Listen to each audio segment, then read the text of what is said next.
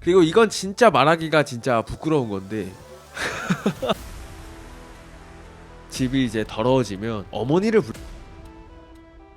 이게 선악에도 이 게으름이 영향을 끼친다 이겁니다. 카메라 앞이니까 또 다 말할 수 그냥 참는 거예요.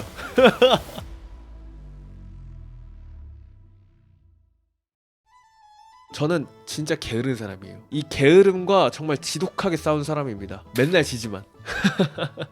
매번 이제 머릿속으로 어떻게 하면 이 게으름을 극복할 수 있을까 고민하고 행동하고 이렇게 시행착오를 겪다가 도저히 안 되겠어서 책을 한 권 읽었어요. 거기서 이제 저에게 진짜로 도움이 됐던 이야기들을 여러분들에게 이제 소개를 시켜드리려고 하는데, 이제 그 전에 제가 얼마나 게으른 사람인지부터 이제 말씀을 드려야죠.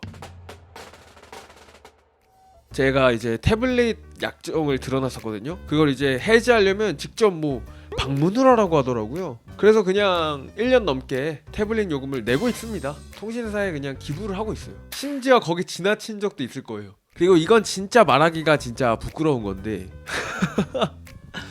저희 지금은 아니에요. 지금은 아닌데 제가 조금 더 어렸을 때 집이 이제 더러워지면 어머니를 불러서 청소를 부탁했던 적이 있습니다. 사실 말이 안 되죠. 제가 청소할 수 있었는데 귀찮아서 미루려고 엄마한테 미룬 거예요. 나이 23, 4을 처먹고 엄마한테 미룬 겁니다. 화장실 청소도 해주셨어요.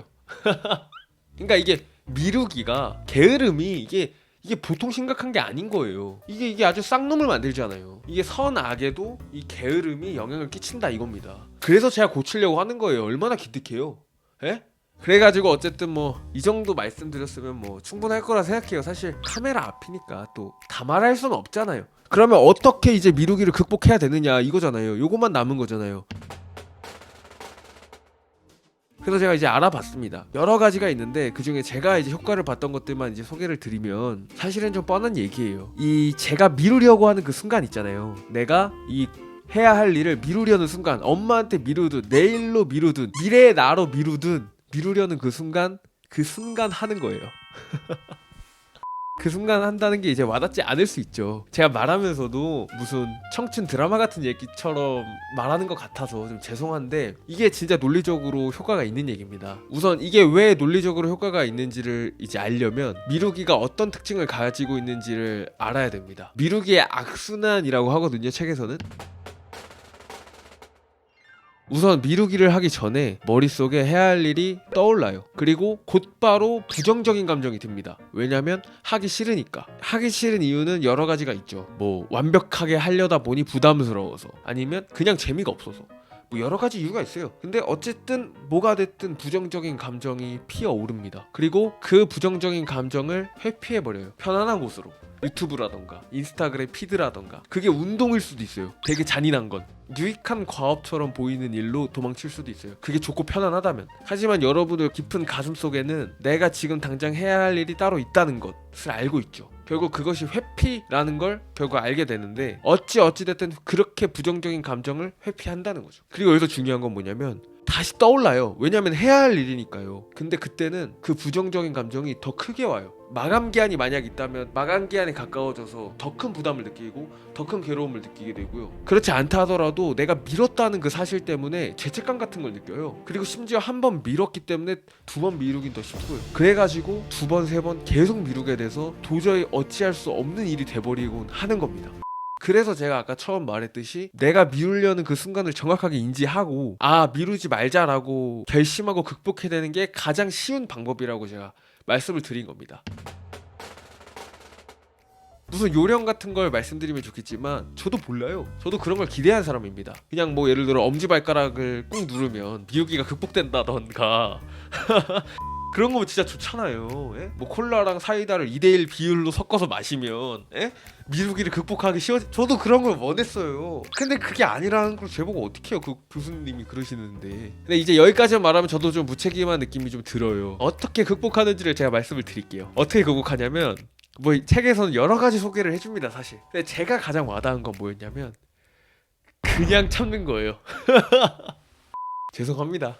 죄송해요. 근데 진짜 이게 가장 효과가 좋았어요. 물론 저도 지금 미루기를 극복하는 과정에 있지만 가장 효과가 좋은 건 이런 거였다니까요. 뭐 무슨 5분 타이머를 맞춰놓고 5분만 한다 뭐 이런 게 있어요. 5분 해놓고 5분 타이머가 끝나면 또 할지 말지 결정한다 이런 게 있단 말이에요. 근데 그거는 인간인지라 간사한 인간인지라 5분 뒤에 또 선택의 순간이 온다는 걸 알아서 하기 싫어요. 그 효과는 길지 않더라고요. 그냥 쓴 아메리카노 마시고 혀에 그 쓴맛이 괴롭게 느껴질 때 그냥 참으면 시간 지나면 사라지잖아요. 그래서 이 부정적인 감정도 일을 하다 보면 어느 순간 사라지겠지 하는 마음으로 참는 게 저는 가장 효과적이었다고 생각하는 겁니다. 근데 저는 이 부정적인 감정이 참다 보면 곧 끝난다는 사실을 사실 몰랐고요. 그리고 이런 미루는 이 메커니즘을 알고 나니까 부정적인 감정을 받아들이는데 좀 더 수월했습니다. 그래서 여러분들도 그 고통이 힘들겠지만 이겨내셨으면 좋겠어요. 몇 가지가 더 있습니다. 저도 효과를 본 방법이 몇 개 있어요. 첫 번째가 이제 가장 효과적인 방법이었고요. 두 번째도 설명드릴게요. 두 번째는 내가 지금 당장 해야 할 일이 나한테 매우 중요한 일처럼 느껴지도록 만드는 거예요. 사실 우리가 매일매일 해야 되고 해야 할 일들이 삶의 위협이 느껴질 정도로 중요하다면 미룰 필요가 없죠. 진짜 중요하니까 안 미루게 돼요. 근데 왜 미루냐면 나한테 중요하지가 않은 거예요. 이게 이 방 청소가 나한테 안 중요한 거예요. 조금 더러워도 그냥 요리조리 피해가지고 살면 한 거예요. 그러니까 미루게 되는 거거든요. 그래서 여러분들은 방 청소를 중요한 이유와 연결짓는 게 중요하게 되는 거죠. 방 청소를 해야 하는 이유가 뭐 단지 깨끗해야 돼서 뭐 정신 건강을 위해서 이러면 와닿지가 않아요. 대충 편안하게 덜 건강하게 살길 원한단 말이에요, 몸이. 그래서 이유를 그렇게 재면 안 되고 어떻게 재야 되냐면 예를 들어서 여러분들이 사귄 지 얼마 안 된 여자친구라던가 남자친구가 있으면 사실 더 좋긴 해요. 이유를 이렇게 하는 거죠. 내가 방 청소를 해야 하는 이유가 혹시 내 남친 혹은 내 여친이 갑자기 우리 집에 찾아올 수도 있으니까. 그러니까 이런 식으로 남자친구나 여자친구한테 깨끗해 보이는 게 더 좋잖아요. 그냥 그런 식으로 연결을 짓는 거예요. 예를 들어 뭐 썸남 혹은 썸녀가 있다. 그러면 여러분들 제가 다 알고 있습니다. 여러분들 일부러 카톡 답장할 수 있는데 일부러 느리게 답장하는 거 제가 알고 있어요. 바빠 보이려고. 근데 여러분 이 진짜 고수들은요 가짜로 바쁜 척하는 게 다 느껴져요. 그 여러분들이 좋아하는 상대도 다 느끼고 있습니다. 여러분들이 가짜로 바쁜 척하고 있다는 거. 그래서 여러분들은 진짜로 급해야 돼요. 여러분들 좋아하는 사람한테 전화가 왔는데 그거 무시할 수 있어요? 그거 안 받을 수 있어요? 여러분들이 그 순간 나의 어떤 도도함, 내 가치를 위해서 이 전화를 무시하겠다라는 선택지를 떠올릴 수 있으세요? 저는 못합니다. 저는 그냥 간식 기다리는 개처럼 거기서 그냥 기다리고 있을 것 같아요. 안 바쁘다면요. 여러분들이 실제로 설거지나 방 청소를 하기 위해서 바빴더라면 그 전화 무시할 수 있었던 거예요. 자연스럽게 말이죠. 썸녀와의 밀당이 성공적이게 되는 거라고요. 실제로 바빠야 그 바쁜 사람의 그 이미지를 가져갈 수 있는 거라고요. 카톡 와서 다 확인해 놓고 지금 답장하면 너무 안 바쁜 사람처럼 보이고 답장에 간절한 사람처럼 보이니까 바로 대답 안 하는 거 말고요. 그거는 오래 못 가요. 그거 다 티난다고요. 그러니까 실제로 바빠지기 위해서 내가 지금 당장 방 청소를 해야겠다. 이렇게 연결 지으면 훨씬 효과가 좋다 이겁니다. 어쨌든 내가 지금 당장 해야 할 과업을 아주 매력적이게 아주 중요하게 만든다면 해야 할 동기가 솟아난다 이 말입니다. 이건 효과 좋았어요 진짜. 내 썸녀가 내 삼각근을 터치할 수 있으니까 그때 순식간에 순발력으로 힘 딱 여기 근육이 올라오려면 운동하러 가야죠 여러분. 헬스장 미루지 말고 썸남 썸녀의 혹시 모를 스킨십을 위해서 헬스장 가시길 바라겠습니다. 자, 그 다음 이건 진짜 저 맞춤 조언이었는데요. 완벽한 타이밍이 없다는 걸 받아들여라 였습니다. 저는 항상 완벽한 컨디션으로 무언가를 하려 했거든요. 왜냐면 내 컨디션이 안 좋으면 성과에 안 좋은 영향을 끼칠 테니까 단 1%라도. 그래서 그 완벽한 컨디션을 굉장히 쫓았었는데 여기서 뼈를 때리더라고요. 완벽한 타이밍은 없다 이렇게 하더라고요. 힘들고 지치고 피곤할 때 그때가 바로 일을 하기 가장 좋은 타이밍이다 이렇게 명언을 날리더라고요. 저 약간 울컥했는데 많은 성공한 사람들, 목표를 이룬 사람들도 힘들면서 피곤하고 지치고 뇌 안 돌아가는 그 순간 했다고 하더라고요. 그래서 완벽한 순간, 완벽한 타이밍, 완벽한 컨디션을 쫓지 말고 그냥 지금 하는 게 이상적이다. 이렇게 이상적인 그림을 하나 제가 정해놓겠습니다.